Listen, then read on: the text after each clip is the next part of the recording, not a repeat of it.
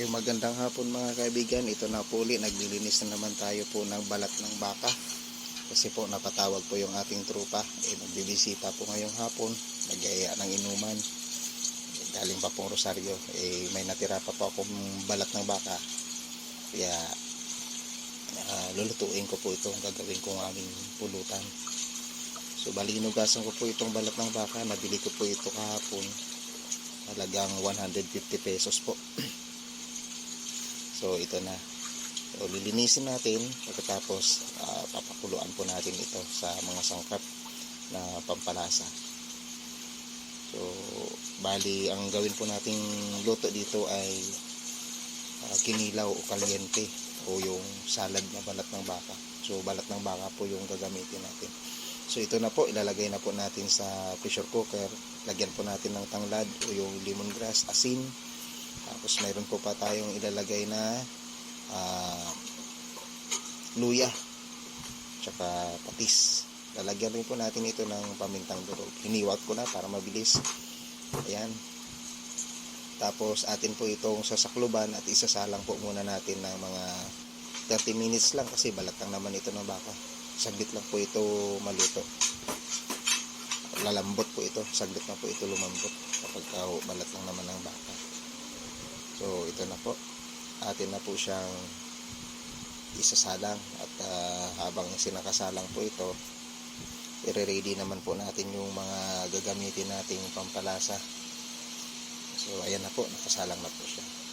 So, mag-iwa naman po tayo ngayon ng mga sibuyas, kamatis para po pagka ito'y kumulo na, at ito na nga, kumukulo na siya,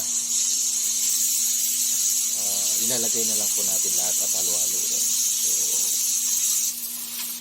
Pasingaw pa, ito na po, nakasingaw na po siya, tatanggalin na po natin, iahon.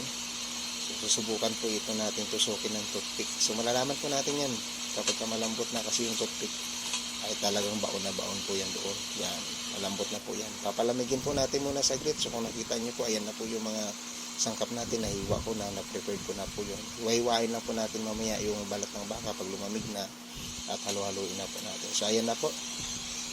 Pagkatapos kong hiwain, titimplahin na po natin, ilalagay ko po na yung kamatis. So gagamit po tayo ng kamatis para masarap. Maglalagay rin po tayo ng siyempre, yun po ang ating siling pula. Lagay rin po natin yung sibuyas. Kasama na rin po dyan yung siling haba at saka yung luya. So sa iba po guys, hindi po sila gumagamit ng tinagtad na bawang, pero ako naglalagay po talaga ako ng bawang, pampadagdag po kasi talaga yun ng lasa at ng anghang, lalo na po pag balat ng baka, balat ng kalabaw, balat ng kambing na gagawin mong kinilaw. Kahit sa tuna pwede po kayo maglagay nyan.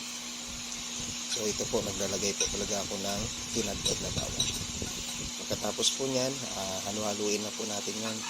Lalagyan po natin yan syempre ng kalamansi, paminta, saka asin. So pigain po natin yung kalamansi. Kita lang nasaan na ba yung aking pamunas. So dito po magpipiga po tayo ng 8 pirasong kalamansi. So halo po yan. Para po pagdating mamaya ni kaibigan, bibili na lang po siya ng Alfonso. Luto na po yung aming pulutan. Pwede rin po itong pangulam. Pero kita mo nga, linggo ngayon, ginagaya, nakakaya naman pag walang pulutan. Kaya ito na lang po yung aming pupulutanin. Siya na po bahala doon sa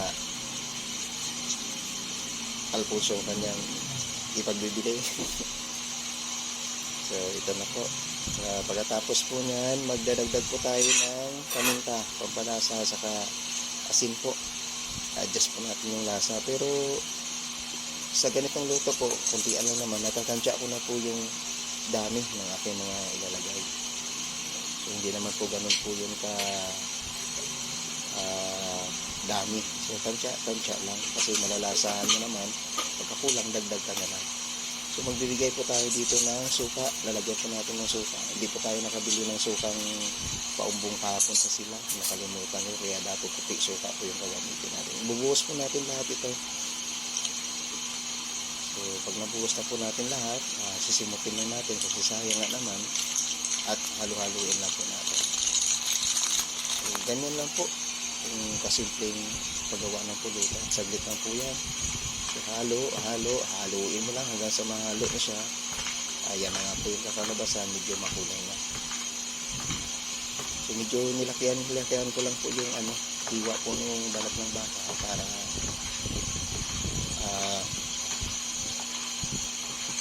takam mo naman po yung lasa, kasi nilaga na po natin kasi yan sa tanglad na mayroong asin at paminta saka patis, kaya malasa na po yan. Yung sa iba ganito rin po yung ginagawa, pero iwan ko lang kung naglalagay sila ng tinadtad na bawang.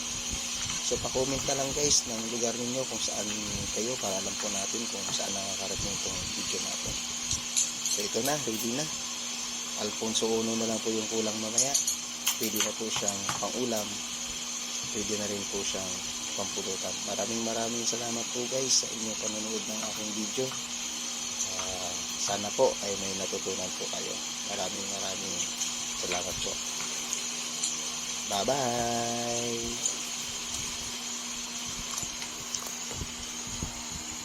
Wow naman.